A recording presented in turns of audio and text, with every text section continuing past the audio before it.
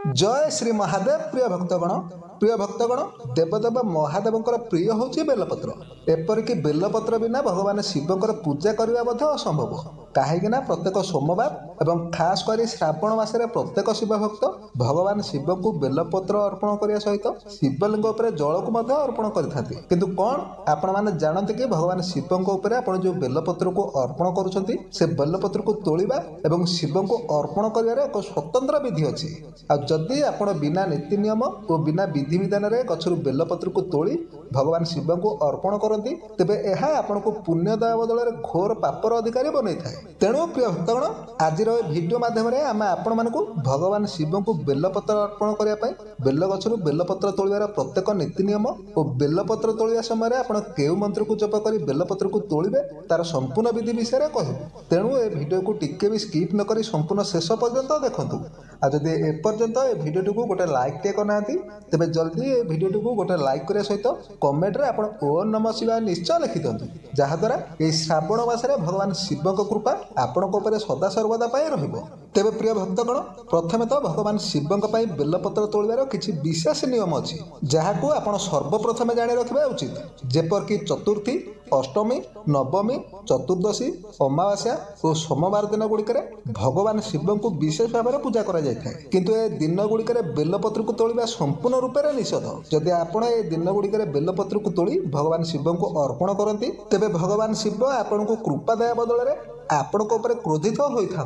जदि आपण को ए दिन गुड़िक शिव पूजा करार थाए तेबे दिन पूर्वर आपण प्रथम बेलपत्र को तोड़ रखु नचेत शिवलिंग चढ़ाईता पूर्वर जो बेलपत्र अच्छी ताकू आनी आपण पुणी थे धोई चाहिए शिवलिंग पुणी थे प्रयोग करेंगे। कहीं शास्त्र अनुसार बेलपत्र एपरी गोटे गछर पत्र जहाँ केबे भी बासी और केबे भी अईठा हो न थाए। तेणु आपण एपरी कले आपण को कौन भी पाप लगी न थाए आउ एपरी करवा उचित। प्रिय भक्तगण बेल गछर बेलपत्र को केबे भी आपण सूर्य उदय पूर्वर किंबा सूर्य अस्त हो जावा तोड़ू ना। आउ ता छड़ा जिते बेले भी आपण बेलपत्र को तोड़ुछंती निज आवश्यकता ठारू आपण गोटे दुईटा छाड़ी केबे भी अधिक बेलपत्र को तोड़ू ना।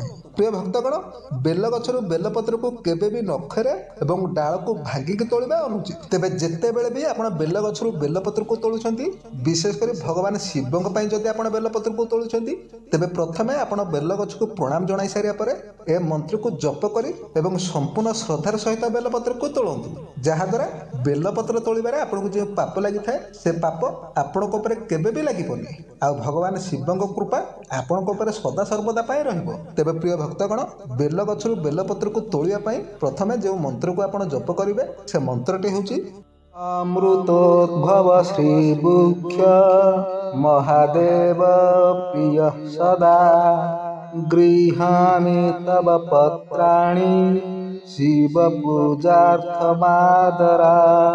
ओम बिल्ववृक्षाय नमः।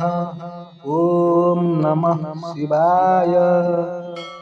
अमृतोद्भव श्रीमुख्य महादेव प्रिय सदा गृहामि तव पत्राणि शिव पूजार्थमादरात्।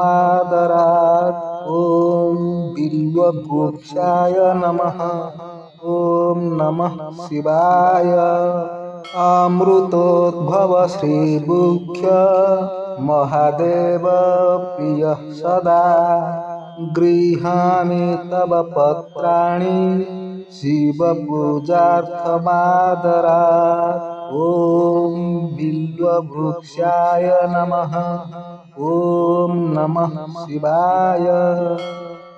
अमृतोद्भव श्रीमुख्य महादेव प्रिय सदा गृहामि तव पत्राणि शिव पूजार्थमादरात्।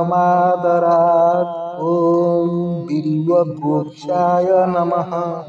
ओम नमः शिवाय।